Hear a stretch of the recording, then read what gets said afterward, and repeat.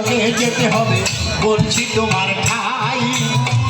এই কথাটা বলেছে আমার, বলেছে আল্লাহ। দুজকের কথা রে মাদার যখনই শুনিল মামা বলে উচ্চ সুরে মা কান্দিতে লাগিল, কান্দিতে লাগিল রে মাদার কান্দিতে লাগিল।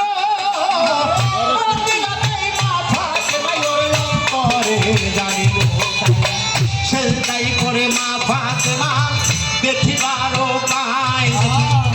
আজরাইলের কাছে গো মাদার কেন্দ্রে ভাষায় তাই স্নেহা জমের ভরে মা কি কর্ম করিল। মাদার মনির সামনে তখন পৌঁছাইয়া গেল। মাকে দেখিয়া রে মাদার খুশি হইয়া যায়।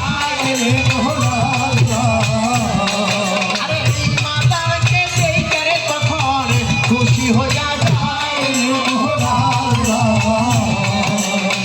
মা বলছে ও গো মাদার আমি কি বলবো তোমারে। আরে কি জন্মে কে কান্দ গো বাবা তুমি বলো নাই আমারে। আর মাদার মনি বলছে মা গো আমি বলছি তোমার ঠাই। আরে কান্দালের চামড়া গো আনছি আমার কাছে নাই। আরে জান্না দিলে দুজকে দিবে আমায় বলেছে আমি কেমন করে দুজকে থাকবো বলো মাগো তাই।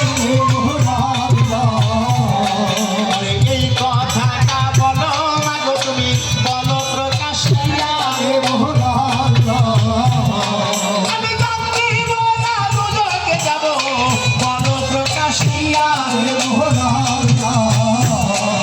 আমা জানটা যদি আমি না দিই কাঙ্গালের জান, তাহলে আল্লাহ হুকুম করেছে আজরাইল আমাকে দুজকে নিয়ে যাবে। তুমি মা বলো আমি কি জানকে দিয়ে দেব না দুজকে যাবে। তখন মা বরকত জননী বলছে না তুমি কাঙ্গালের জানটা যখন পাইছ তোমাকে দিতে হবে না, তুমি নিশ্চয় দুজকে চলে যাও। তখন মাদার মণি বলছে তুমি এই জগতে কেমন মা হইলা, মা হইয়া তুমি সন্তানকে দুজকে দিতে চাও? হয় না, আমি একা তোমাকে দুজকে দেব না, তোমার সঙ্গে আমিও যে দুজকে চলে যাবো। তাই তো তখন আমার মাদার মণি আর বরকত জননী দিলে কি করেছে বাজান, কি করেছে মা পুত্র একাত্ম হয়ে বাজান রওনা হইয়া যায়। আমি দুজকে যাচ্ছে গো বাবা এই না দুনিয়ায়। আরে বিসমিল্লাহ বলিয়া গো যখন বাজান দুজকে পৌঁছায়।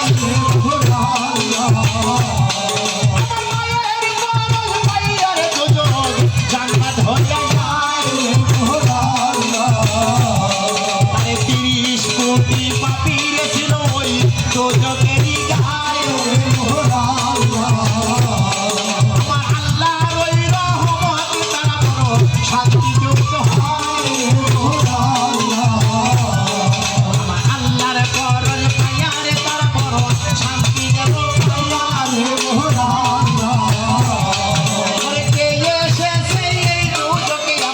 রহমত হইয়া এই দুজকে দেখে গো আমার বরকতের ভাই। আমার মায়ের পরল পাইয়ার দুজক জান্নাত হইয়া যায়। আমার মায়ের পরল পাইয়ার দুজকের জান্নাত হইয়া যায়। আরে দেখে না তামাশারে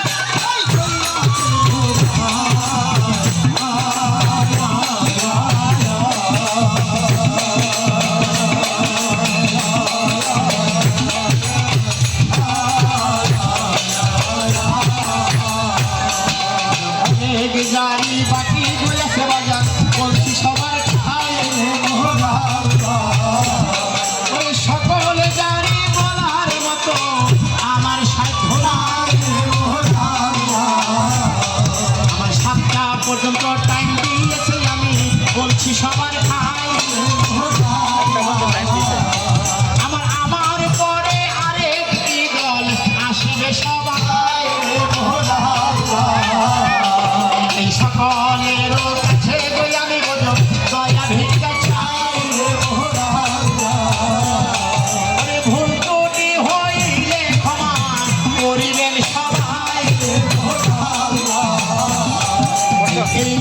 অনন্ত বাজান বই আমার জান রাখিবা